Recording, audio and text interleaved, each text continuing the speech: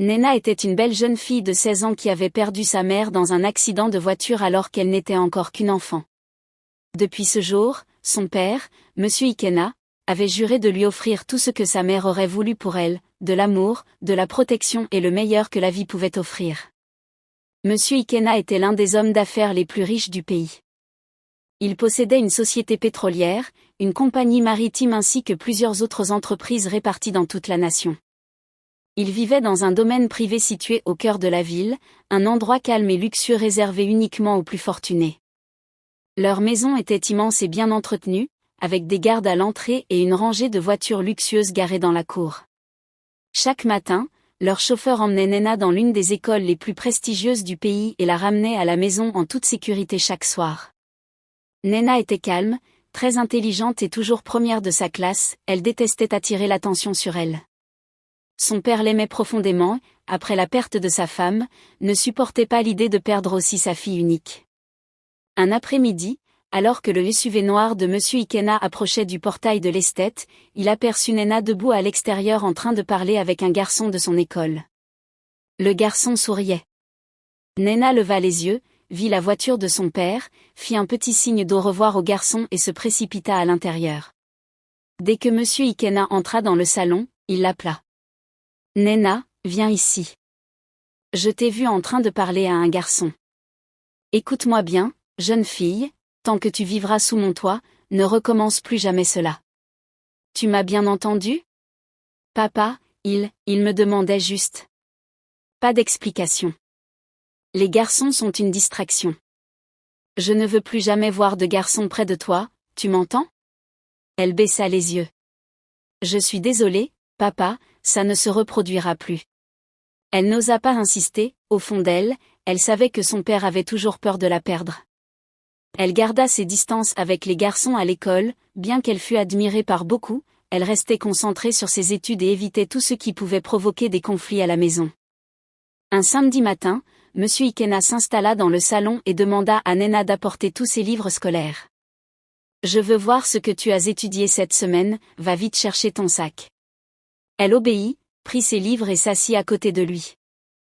En feuilletant l'un de ses cahiers de mathématiques, une feuille pliée tomba. « Ah, c'est quoi ça ? Demanda-t-il en ramassant la feuille.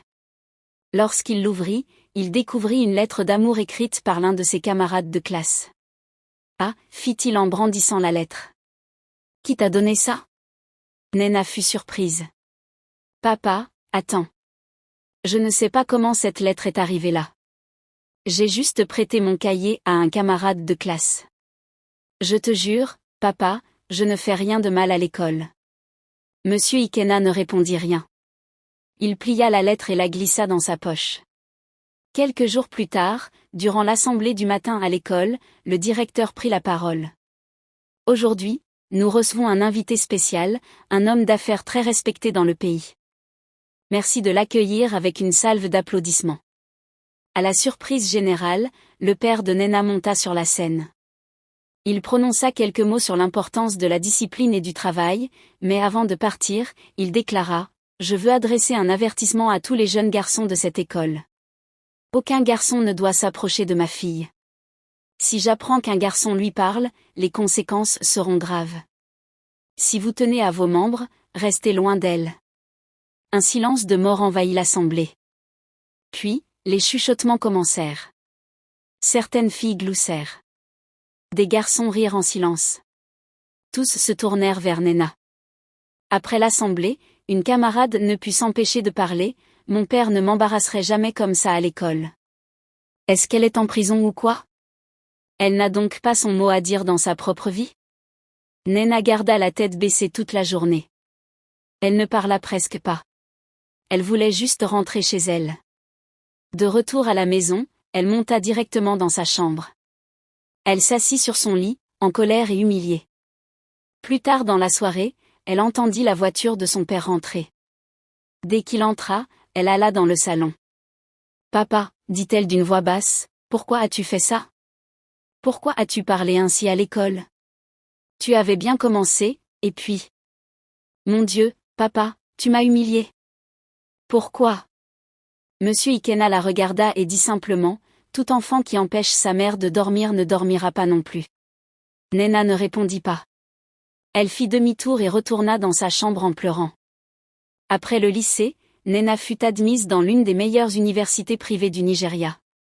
Mais même à l'université, le contrôle de son père ne faiblit pas.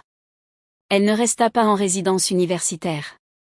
Son père avait arrangé qu'elle aille à l'université chaque jour depuis la maison. En plus, il engagea un garde du corps personnel, un certain monsieur Raphaël. Sa mission était simple, conduire Nena à l'école, la suivre discrètement toute la journée et la ramener à la maison. Au début, Nena crut à une plaisanterie, mais monsieur Raphaël était sérieux.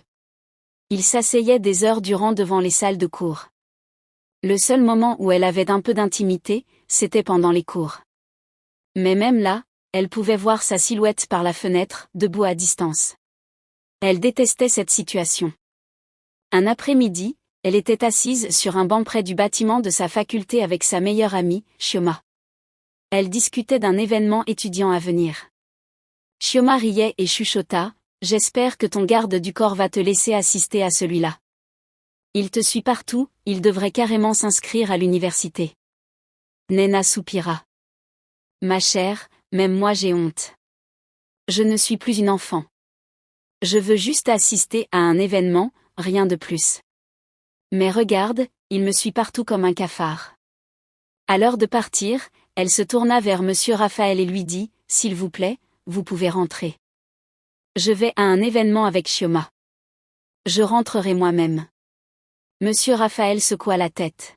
« Mademoiselle, je suis désolé, je n'obéis qu'à votre père. Je dois rester avec vous et m'assurer que vous êtes en sécurité. » La voix de Nena s'éleva. « S'il vous plaît, laissez-moi tranquille. Je ne fuis pas, je vais juste à un événement avec mon ami. Regardez-la, c'est une fille, pas un garçon. Je veux juste m'amuser un peu. S'il vous plaît, comprenez. » Mais monsieur Raphaël ne bougea pas. Il répondit calmement, « Mademoiselle, j'ai 5 enfants. J'aime mon travail. Si vous insistez pour y aller, je dois vous accompagner. Sinon, nous devons rentrer maintenant. Je ne veux pas de problème. Je ne fais que suivre les instructions de votre père. » Ce soir-là, elle entra en furie dans le salon. Son père lisait un journal sur le canapé. « Papa, j'en ai marre de tout ça. Je ne suis plus une petite fille. Pourquoi engager un garde du corps pour me suivre partout comme si j'étais en état d'arrestation? C'est humiliant. Les gens pensent que je suis folle. Le seul moment où il ne me suit pas, c'est quand je vais aux toilettes.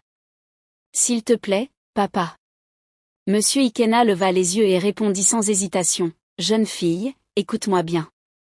Tu es mon unique enfant. J'ai le droit de te protéger. Je m'en fiche de ce que pensent les autres. Il y a des gens mauvais dans ce monde, et je ne prends aucun risque. Mais papa, je suis à l'université maintenant. Tu devrais au moins me faire confiance. » « Je te fais confiance, c'est le monde que je ne fais pas confiance. » Nena ne répondit rien. Cela ne servait à rien de discuter. Elle savait que son seul espoir de liberté viendrait après l'université. Le seul moment où Nena se sentit enfin libre fut après sa remise de diplôme. Elle reçut une admission à l'université d'Ava pour un master en relations internationales. C'était la première fois qu'elle allait vivre en dehors du Nigeria, sans personne pour surveiller chacun de ses mouvements. Là-bas, elle fit la connaissance d'Obina, un jeune homme calme, respectueux et attentionné. Ils devinrent d'abord amis, partageant leurs rêves, leurs ambitions et leur foi. Puis, peu à peu, leur amitié se transforma en amour. Pour la première fois, Nena avait l'impression de respirer. Obina ne la voyait pas comme une enfant à protéger mais comme une femme capable de penser et de décider pour elle-même. Ils se promirent qu'une fois leurs études terminées, ils se marieraient. Mais même depuis l'étranger, le contrôle de monsieur Ikena ne s'éloigna jamais. Il appelait chaque jour, parfois jusqu'à 5 fois. Si elle manquait un appel, il continuait jusqu'à ce qu'elle décroche. La distance lui donna un peu d'espace, mais l'ombre de son père restait présente. Une fois son master terminé à Harvard, Nena rentra au Nigeria. Elle était désormais dans la fin de la vingtaine. Son père l'accueillit avec une grande fête et lui donna un poste de haute responsabilité dans l'une de ses entreprises. Elle devint directrice générale. Chaque jour, elle se rendait au bureau, bien habillée, menant des réunions, signant des documents, gérant les équipes avec professionnalisme. Les employés la respectaient. Mais chez elle, elle vivait toujours sous le joug de son père. Un après-midi, alors qu'ils étaient assis au salon, elle lui annonça qu'un invité spécial allait venir le rencontrer. « Pourquoi faire ?» demanda Monsieur Ikena en abaissant son journal. « C'est une surprise, papa », répondit-elle avec un sourire. « D'accord, ne gâche pas la surprise alors. » Quelques heures plus tard, la sonnette retentit. Un jeune homme bien habillé entra, portant une chemise repassée et un pantalon sobre. Il s'appelait Obina. Il était venu demander la main de Nena. « Bonjour, monsieur », dit-il en tendant la main à Monsieur Ikena, mais ce dernier ne la serra pas. « Quel est ton nom de famille ?» demanda-t-il sèchement. « Umadi, monsieur. »« Tu viens d'où ? Que fait ton père ? Quelles entreprises possède-t-il ? Êtes-vous proche du président ? As-tu de l'influence dans le gouvernement ? » Obina hésita.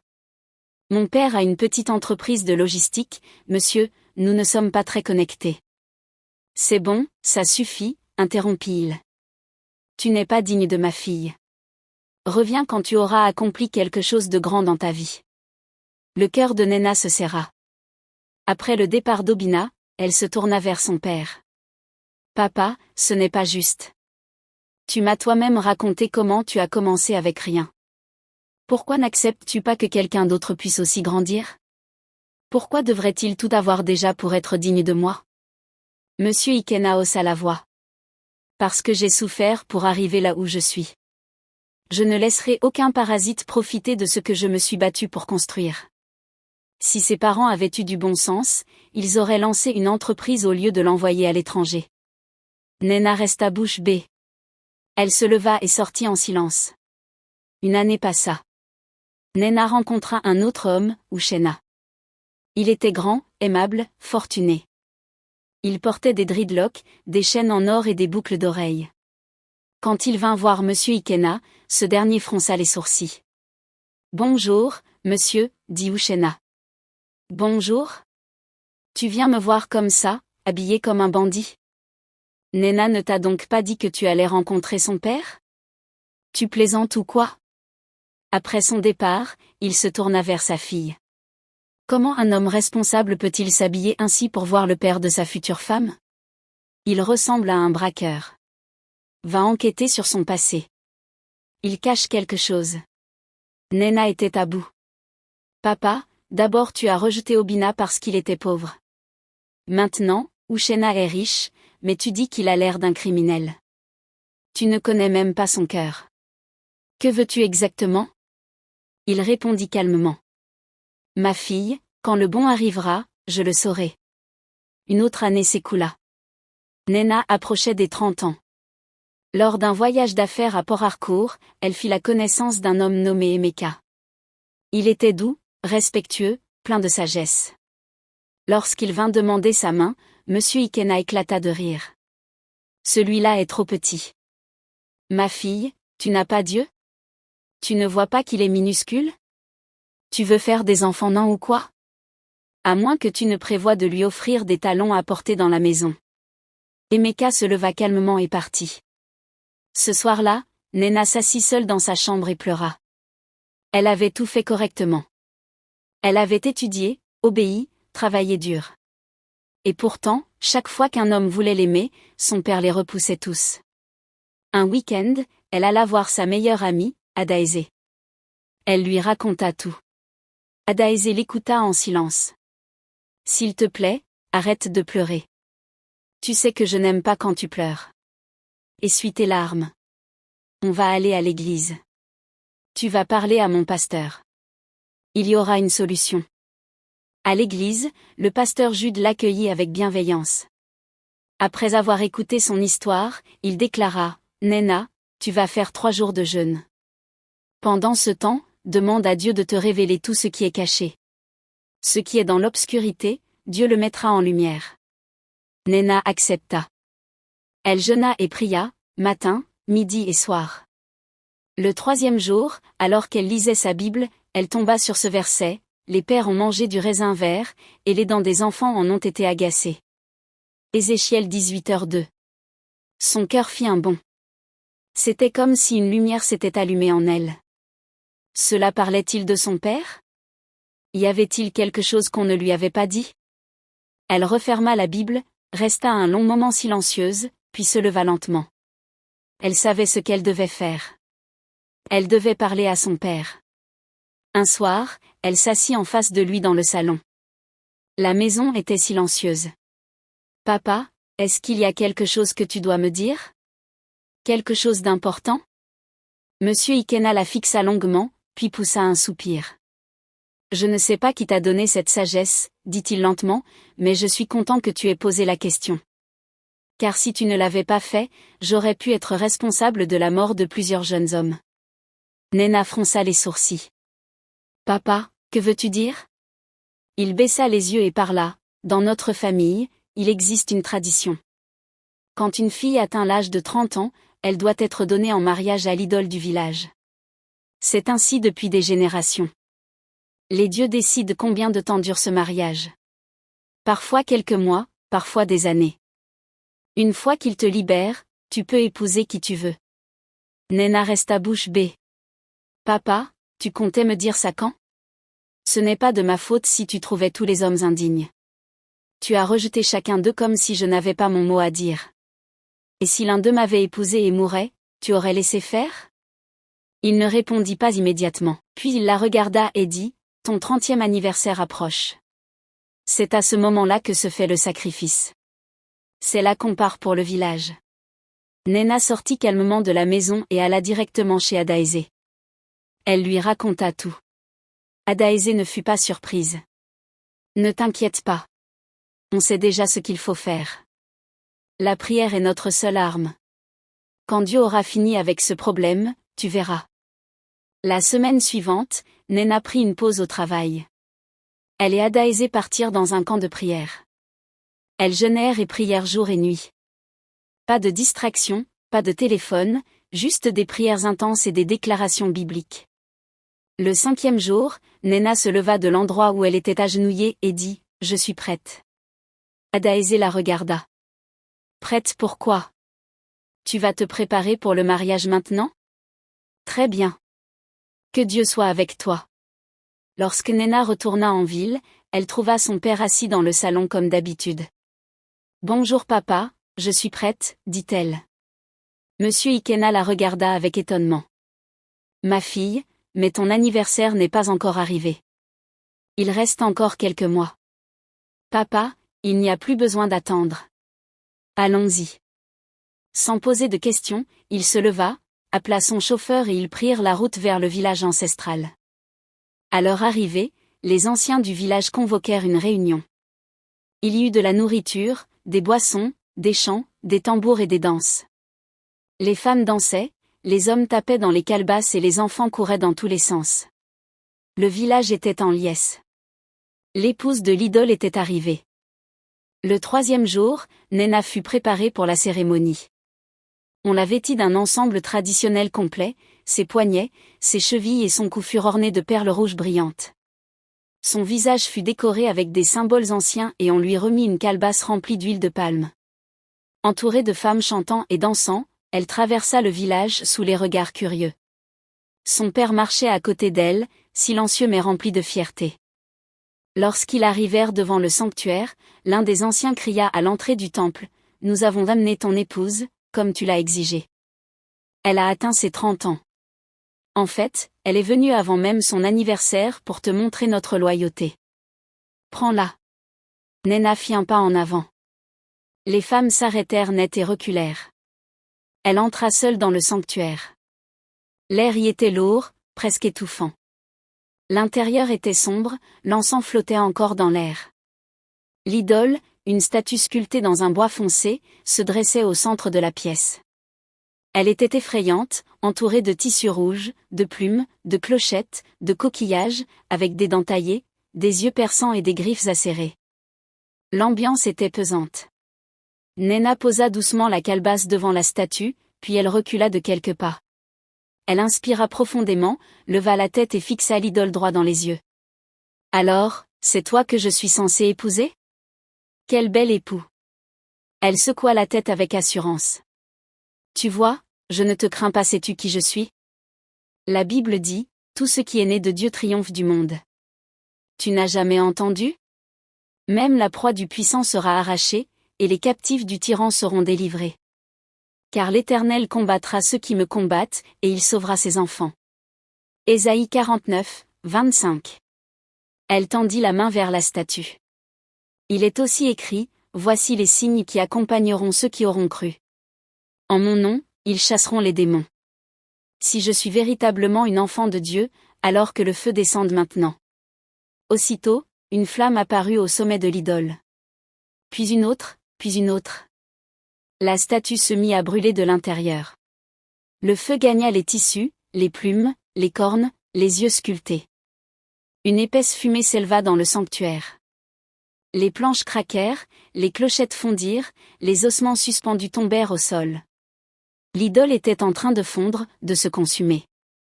Néna sortit en courant, le regard en feu, et cria, « Venez voir, ancien. Votre mari est en train de fondre. Le mari que vous m'avez donné est en flammes. Venez. Venez. » Tous les anciens se précipitèrent vers le sanctuaire. Lorsqu'ils virent les flammes et la statue dévorée par le feu, le chef des anciens tomba au sol. Abomination! Cette fille a maudit notre terre. Un autre ancien hurla, quitte ce village maintenant. Pars. Va-t'en. Va-t'en.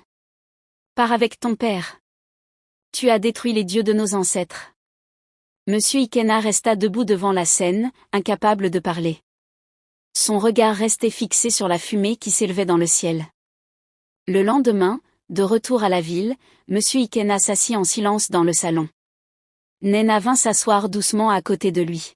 « Papa, ça va ?» Il secoua la tête lentement. « Ma fille, je ne comprends toujours pas. Cette idole est là depuis plus de 2 siècles. Beaucoup ont essayé de la faire tomber, mais toi, tu es entré et le feu est descendu de nulle part. » Néna répondit calmement. « Papa, je sers un Dieu vivant. Il m'a donné le pouvoir de marcher sur les serpents et les scorpions, et rien ne pourra me nuire. » Monsieur Ikéna resta silencieux, puis il hocha la tête. « Je suis désolé, dit-il enfin. Je veux servir le Dieu que tu sers.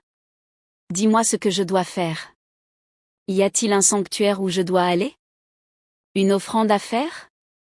Que faut-il? Papa, il n'y a aucun sanctuaire. Mon Dieu est plus puissant que tous les sanctuaires du monde. Je peux te conduire à lui maintenant. » Il sourit. Cette nuit-là, Néna pria avec son père. Elle lui expliqua la foi, la grâce, le salut, et il donna sa vie à Jésus-Christ. Quelques mois plus tard, Néna se maria enfin avec l'homme de ses rêves. Cette fois, il n'y avait ni idole, ni secret, ni peur. Seulement la paix, la liberté et la joie.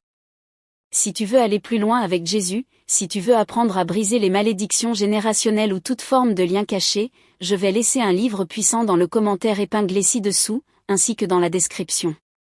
Et n'oublie pas, si tu as aimé cette histoire, clique sur j'aime pour aider YouTube à la montrer à d'autres. Merci, et à très bientôt pour une nouvelle histoire.